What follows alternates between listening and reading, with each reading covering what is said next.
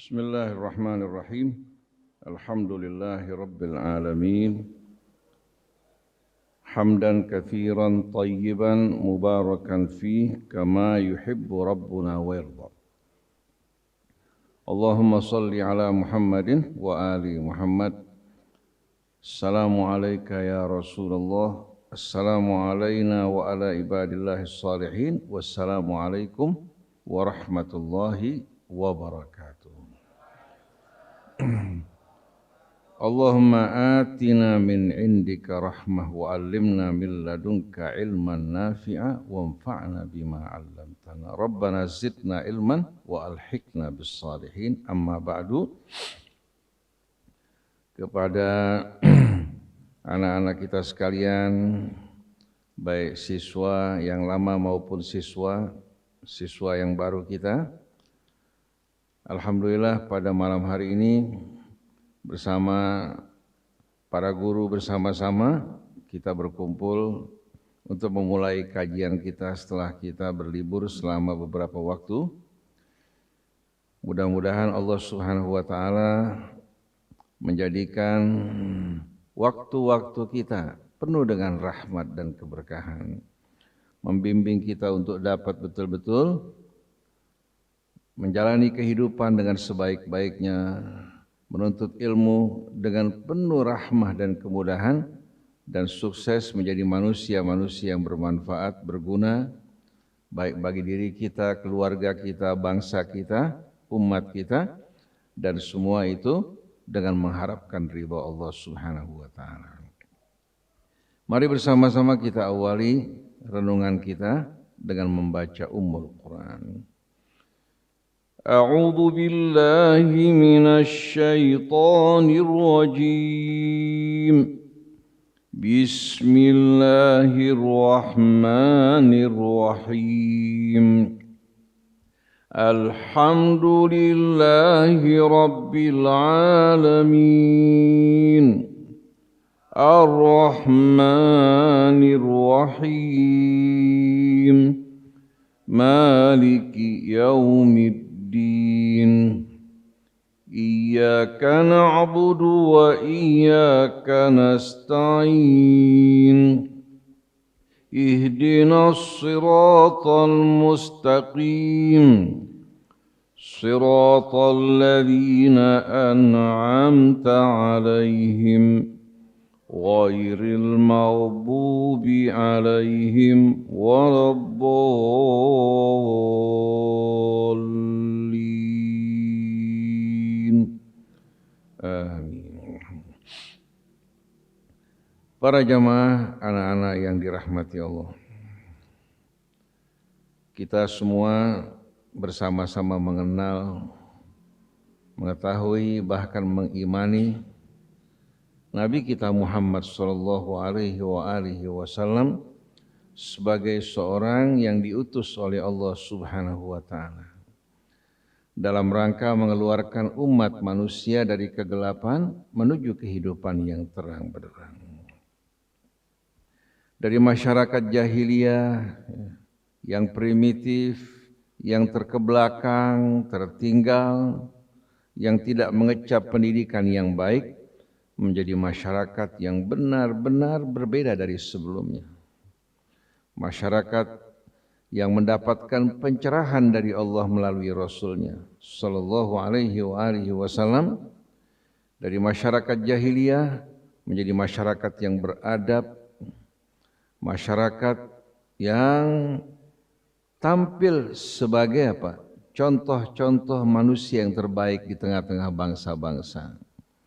Mereka keluar dari ruang lingkup mereka yang sempit, menyebar ke seluruh penjuru dunia dengan menaburkan rahmat bagi al-alamin, baik dari generasi sahabatnya, tabi'innya, tabi'in, hingga sampai kepada kita semua, merupakan buah perjuangan dari Nabi kita Muhammad sallallahu alaihi wasallam dengan para sahabat beliau di bawah bimbingan Al-Quran Al-Karim yang Allah Subhanahu wa taala turunkan kepadanya.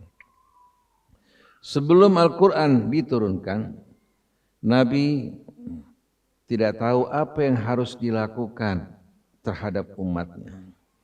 Beliau merasa jijik terhadap perbuatan kaumnya yang menyembah berhala, yang hidup dalam kejahiliahan, tapi beliau tidak tahu apa yang harus dilakukan. Oleh karena itu beliau banyak mengasingkan dirinya di Gua Hira. Karena apa? Karena beliau tidak berdaya untuk melakukan apa-apa terhadap kaumnya, tapi beliau tetap hidup dalam kebersihan, tidak pernah menyembah berhala, tidak pernah melakukan perbuatan-perbuatan yang dilakukan masyarakat jahiliyah, maka beliau lebih senang menikmati, menyendiri, beribadah kepada Allah dengan mengikuti sisa-sisa ajaran Ibrahim. Di tengah-tengah suasana kegelapan yang sedang dilalui bangsa Arab, bahkan umat manusia di seluruh penjuru dunia pada saat itu, baik bangsa Romawinya, bangsa Persianya, Indianya, Cinanya, pada saat itu tenggelam dalam kegelapan. Allah Subhanahu wa ta'ala turunkan utusannya dari kalangan malaikat Jibril alaihi salatu wassalam mendatangi Nabi ketika beliau sedang berada di Gua Hira yang terdapat di Jabal Nur atau gunung atau bukit Nur. Beliau seorang diri pada saat tersebut sedang beribadah kepada Allah. Tahu-tahu Jibril datang menghampirinya. Begitu datang ke hadapan beliau, Jibril menyodorkan sesuatu kepada Rasul sambil berkata padanya, Iqra. Iqra. Arti Iqra, bacalah. Berarti ada sesuatu yang dibaca kan? Jadi Jibril menyodorkan sesuatu untuk dibaca, beliau mengatakan ma'ana biqari. Saya bukan seorang yang mampu untuk membaca. Jibril langsung memeluk dirinya dengan keras hingga beliau merasakan pelukan yang menghempit dirinya. Kemudian Jibril melepaskannya kembali, lalu kembali berkata, Iqra, bacalah. Beliau kembali mengatakan, ma'ana biqari, saya bukan seorang yang mampu untuk membaca. Kembali Jibril memeluknya dengan keras, kemudian melepaskan. Setelah itu beliau melanjutkan, Iqra bismi rabbikal ladzi khalaq, bacalah dengan nama Tuhanmu yang mencipta. Nabi yang tadinya tidak mampu untuk membaca, karena memang kehendak Allah untuk membuat nabinya sebelum menerima wahyu untuk tidak dapat membaca. Kenapa? Agar orang-orang tidak merasa ragu dan tidak menuduh Rasul bahwa Quran yang dibacakan Rasul merupakan jiplakan dari kitab-kitab sebelumnya. Kalau Nabi mampu membaca atau pernah membaca buku-buku ahli kitab sebelumnya, orang akan mengatakan apa yang dibacakan Nabi dari Al-Quran merupakan kutipan dari kitab Taurat atau kitab Injil. Jadi Allah Subhanahu wa ta'ala dengan kehendaknya untuk membuat nabinya tidak dapat membaca. Jiwa beliau masih dalam keadaan suci, bersih, belum terkontaminasi oleh berbagai macam pendidikan dan masukan yang salah. Hingga Nabi mengatakan, Adabani Rabbi fa ahsana ta'dibi, Tuhanku mendidik aku dengan sebaik-baiknya pendidikan. Begitu Jibril membaca Iqra bismi rabbikal ladzi khalaq, langsung dengan izin Allah Subhanahu wa ta'ala Nabi membaca. Ayat yang pertama turun adalah apa yang disodorkan Jibril kepada Nabi kita Muhammad sallallahu alaihi wasallam. Nah, coba anak-anak renungkan bersama-sama. Di tengah masyarakat jahiliyah yang gelap gulita, wahyu pertama yang diturunkan Allah kepada Rasulnya melalui Jibril berisikan perintah untuk membaca. Ini sebagai pertanda apa? Sebagai pertanda betapa pentingnya ilmu pengetahuan. Karena manusia hidup dalam kehidupan dunia tanpa ilmu pengetahuan sama dengan orang yang buta. Betul enggak? Sama dengan orang yang buta, meraba-raba dan membabi buta. Karena Allah ciptakan alam raya ini dengan ayat-ayatnya, kebesarannya, semuanya penuh dengan rahasia ilmu yang luar biasa. Maka wahyu pertama yang Allah turunkan, memerintahkan nabinya untuk membaca. Sedangkan yang pertama-tama dibaca adalah ayat-ayat Allah. Iqra bismi rabbikal ladzi khalaq. Bacalah dengan nama Tuhanmu yang mencipta. Khalaqal insana min alaq. Allah telah menciptakan manusia dari salah satu tahapan manusia dalam proses penciptaannya. Manusia pernah berada dalam tahap alaq. Tahu alaq enggak? Alaq dalam bahasa Arab diambil dari kata aliqa ya'laqu alaqan, yang artinya melekat kepada sesuatu. Ungkapan dari alaq ini menunjuk kepada apa? Kepada saat di mana manusia masih merupakan alaqah, yaitu hasil pembuahan dari sperma dan telur, ya, lahirlah yang namanya zigot atau alaqah yang melekat pada dinding rahim. Di mana kehidupannya bergantung kepada ibunya, baik dalam apa? Dalam kebutuhan oksigennya, kebutuhan makannya, semua bergantung pada ibunya, begitu lemah melekat pada dinding rahim. Allah terangkan dalam suratul Mu'minun, walaqad khalaqnal insana min sulalatin min tin. Sungguh kami telah menciptakan manusia. Allah ciptakan dari sari-sari pati tanah. Ini bukan menunjuk kepada kakek kita Adam atau nenek kita Hawa. Karena kalau kakek dan nenek kita langsung diciptakan oleh Allah dari mana? Dari tanah. Tapi kita semua ini diciptakan dari sari pati tanah. Yang dimakan oleh ayah kita dan ibu kita dari makanan yang bermacam-macam yang berasal dari tumbuh-tumbuhan bumi. Itu merupakan sari pati tanah. Ayah kita makan dari hewan, dari tumbuh-tumbuhan, dari hewan di laut. Ya. Semuanya menghasilkan sari pati yang membentuk sperma pada seorang laki-laki dan telur pada seorang wanita. Sedangkan kakek dan nenek kita langsung diciptakan Allah dari tanah. Walaqad khalaqnal insana min sulalatin min tin, thumma ja'alnahu fi qararim makin. Kemudian kami tempatkan di tempat yang kokoh dan kuat. Terjaga, terpelihara, terlindung dari bakteri, dari virus, dari berbagai macam ancaman yang dapat merusak. Thumma ja'alnahu nutfatan fi qararim makin, kemudian kami tempatkan dalam bentuk sperma di tempat yang kokoh dan kuat. Testis merupakan organ yang memproduksi sperma.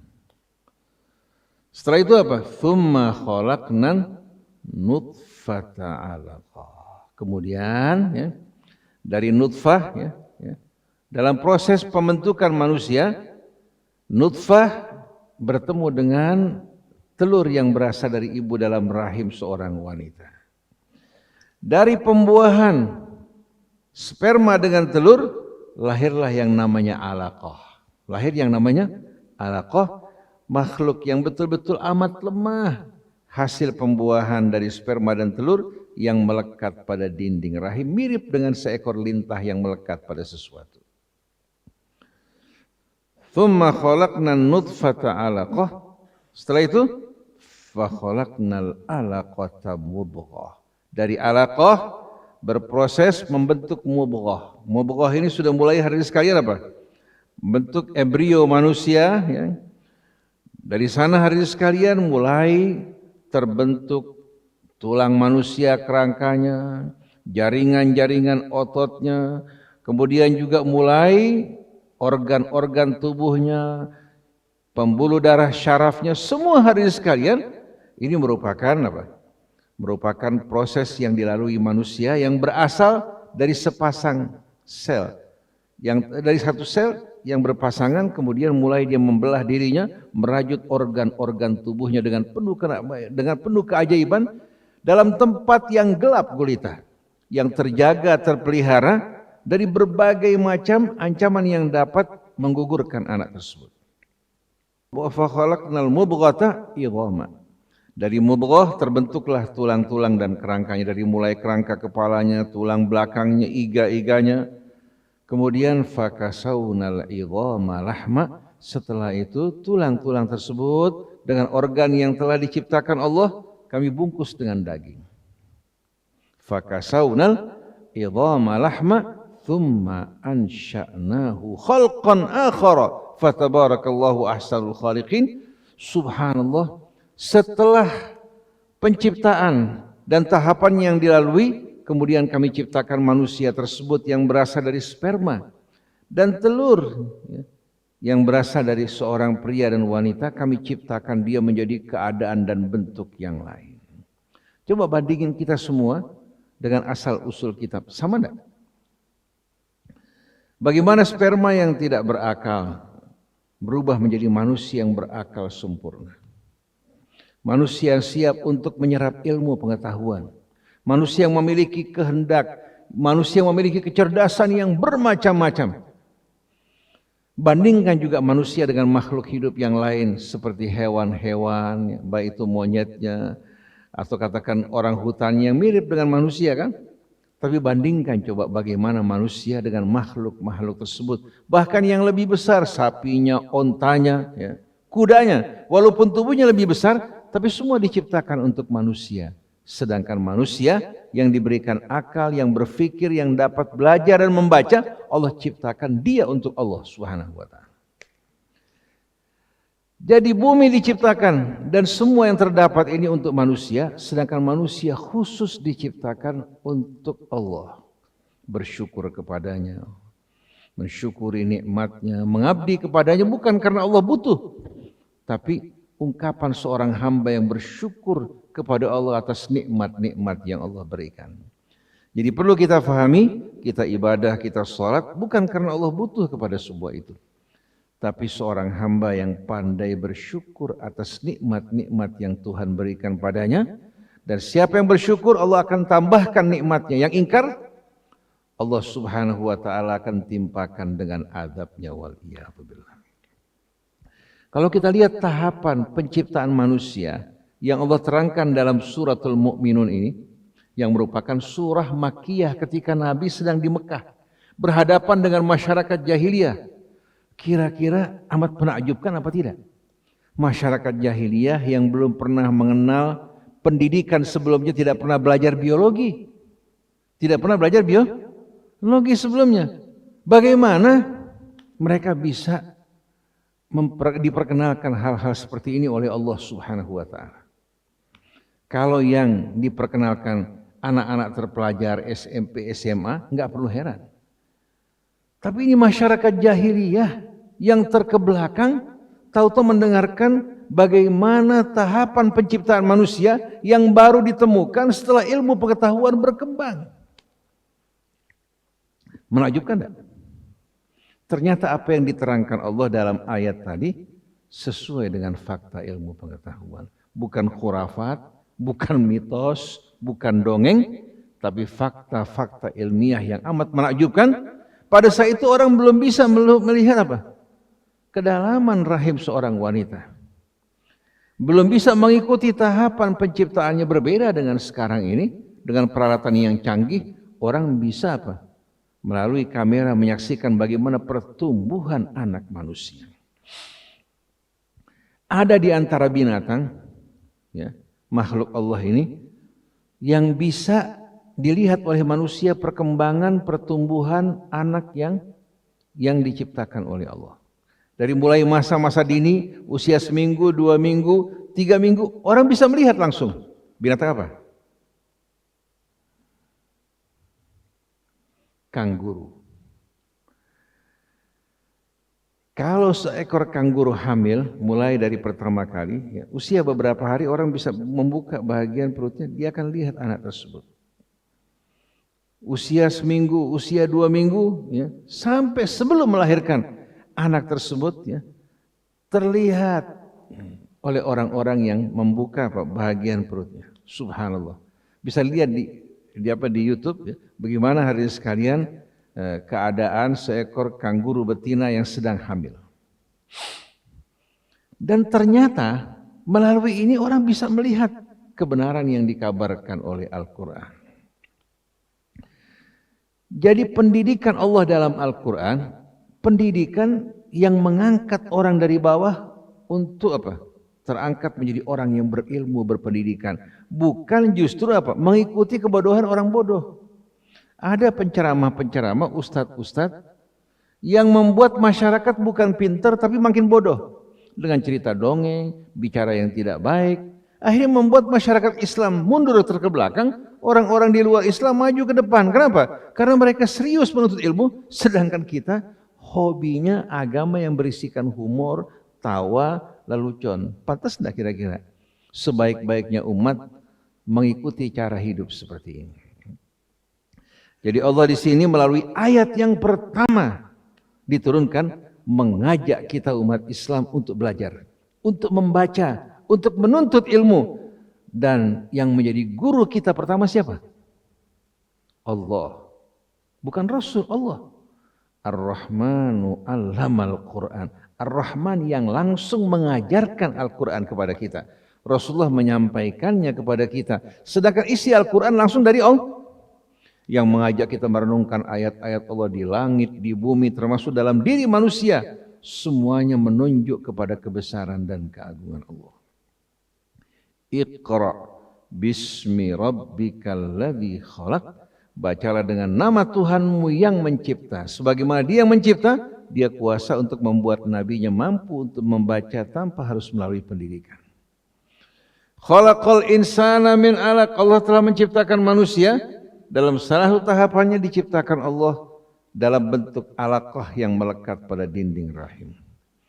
Lalu kembali Allah ingatkan, Iqra, bacalah. Wa rabbukal akram, dan Tuhanmu yang maha pemurah. Alladzi 'allamal insana.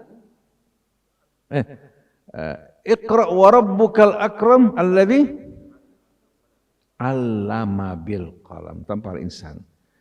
Iqra wa rabbukal akram alladzi 'allama bil qalam. Bacalah, dan Tuhanmu yang maha pemurah akan memudahkan, akan membantu kita, akan melimpahkan rahmatnya, membantu orang yang menuntut ilmu. Dan Allah mengajarkan manusia berbagai macam ilmu pengetahuan melalui perantara pena. Allah sebutkan di sini pena. Melalui pena manusia bisa apa? Bisa menerobos atmosfer dengan pesawat ulang-aliknya. Melepaskan satelit. Manusia bisa mengarungi kedalaman bumi. Manusia bisa meneliti kedalaman tubuh manusia. Menguak berbagai macam rahasia ilmu pengetahuan dengan ilmu yang Allah ajarkan melalui pena. Allamal insana malam ya'lam. Allah mengajarkan manusia apa-apa yang sebelumnya dia tidak ketahui. Oleh karena itu Allah juga pernah bersumpah dengan pena. Nun wal qalami wa ma yasturun. Nun menunjuk kepada apa? Kepada ikan paus yang menelan Nabi Allah Yunus. Wal qalami, demi pena, dan apa yang mereka tulis. Di sini menunjukkan bagaimana perhatian Allah terhadap ilmu pengetahuan. Oleh karena itu sungguh mengherankan kalau umat Islam yang digiring, diajak oleh Allah untuk menuntut ilmu pengetahuan, untuk membaca, meneliti, ternyata menjadi umat yang malas. Umat yang tidak mau berpikir, ya. Umat yang tidak mau berjuang dan bersungguh-sungguh. Jadi jangan heran kalau Jepang maju, walaupun mereka tadinya dulu penyembah matahari. Orang India yang menyembah sapi bisa maju. Orang Korea juga maju. Kenapa orang Islam mundur? Karena mereka Islam apa karena meninggalkan Islam? Mundurnya umat Islam karena tidak mengikuti petunjuk Allah dalam Al-Quran. Majunya Rasulullah bersama para sahabat karena mengikuti bimbingan petunjuk Al-Quran. Oleh karena itu Allah berfirman, Huwallazi ba'atsa fil ummiyina rasulan minhum. Dialah yang telah mengutus di tengah masyarakat yang tidak mengenal baca dan tulis seorang rasul dari kalangan mereka. Apa tugasnya? Tugasnya yatlu alaihim ayatihi, membacakan di tengah-tengah mereka ayat-ayat Allah, menggugah mereka untuk berfikir, merenung hingga mereka menemukan kebenaran yang sejati bahwa Allah lah pencipta seluruh alam raya ini. Wa yuzakkihim, dengan pencerahan dan ilmu Allah mensucikan jiwa mereka dari kotoran-kotoran jahiliyah, dapat berfikir dengan benar, berjalan atas dasar ilmu, dan di sana mereka diperkenalkan kepada Tuhan mereka. Wa yu'allimuhumul kitab wal hikmah, Allah ajarkan mereka Alkitab dan hikmah, kebijaksanaan dalam menjalani kehidupan, kebijaksanaan dalam berfikir. Wa in kanu min qablu lafi dhalalim mubin, walaupun sebelumnya mereka berada dalam kesesatan yang amat nyata. Rasulullah mendidik mereka sekejap. 13 tahun di Mekah, 10 tahun di Madinah, melahirkan sebaik-baiknya umat yang dikeluarkan bagi umat manusia. Bahan bakunya bagaimana? Bahan bakunya kira-kira bagaimana sekalian? Bahan bakunya bukan bahan baku seperti anak-anak kita semua yang berpendidikan, bisa membaca, mempelajari matematik, pelajari biologi. Bahan bakunya orang yang tidak mengenal pendidikan, bahkan orang seperti Bilal ibnu Rabah, hamba sahaya. Lihat bagaimana Islam mengubah Bilal dari seorang budak menjadi seorang sahabat Nabi yang terkemuka. Mengubah orang Ammar bin Yasir, seorang anak budak, menjadi seorang tokoh terkemuka. Mengubah Salman Al-Farisi dari seorang hamba sahaya yang berasal dari Persia menjadi sahabat yang terkemuka, bahkan dimasukkan dalam keluarga nabinya. Ini Islam yang memuliakan manusia, mengangkat martabat mereka, bukan membuli dan menginjak-injak martabat manusia. Oleh karena itu anak-anak kita perlu memahami betul-betul Islam datang memuliakan umat manusia. Islam datang dengan menaburkan rahmat, bukan menginjak-injak, ya, bukan menindas, ya, bukan memperbudak atau membuli umat manusia. Itu peran Nabi kita Muhammad SAW. Maka kita semua yang belajar bersama-sama harus mencontoh Rasul.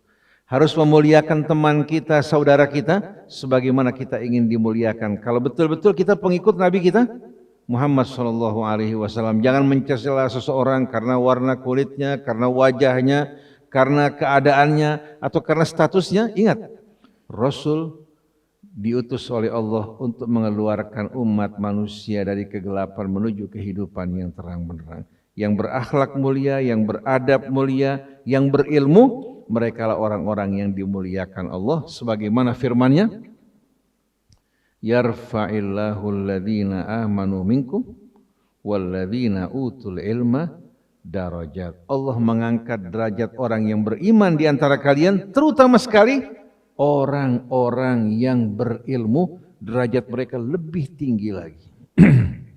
Dengan ilmu kita kenal Allah. Dengan ilmu, ya, kita akan dapat menjadi kuat. Dengan ilmu kita dapat betul-betul apa? Memerdekakan diri kita dari mitos, khurafat, dari pembodohan, dan kita mampu untuk mengangkat martabat kehormatan kita dengan sebaik-baiknya. Tapi bukan dengan menginjak martabat orang lain, kita mengangkat martabat kita dengan bersama-sama kita memperjuangkan martabat saudara kita semuanya. Jadi para jamaah sekalian, ini merupakan pertemuan kita pertama. Insyaallah setiap ba'dal maghrib, ya, kita berkumpul bersama-sama. Walaupun ada yang mengantuk, tetap insyaallah paling tidak ada yang masuk, ya, ke dalam hati masing-masing.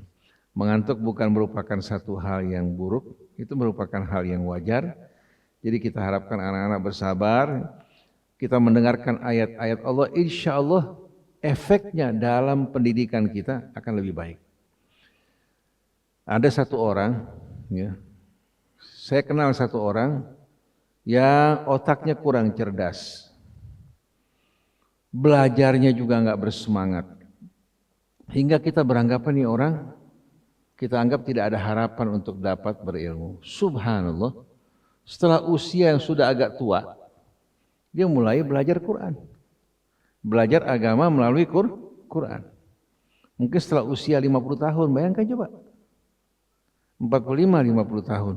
Yang tadinya tidak cerdas, nggak bisa mengikuti pelajaran, berubah menjadi orang yang kritis dan cerdas dengan keberkahan Al-Quran. Dan ini bukan cerita kosong, dibuktikan melalui sahabat-sahabat Nabi yang jauh lebih tertinggal dibandingkan kita. Ternyata mereka keluar seperti bayi yang baru lahir ke dunia. Jadi Quran ini mencerdaskan seseorang, bahkan orang yang autis.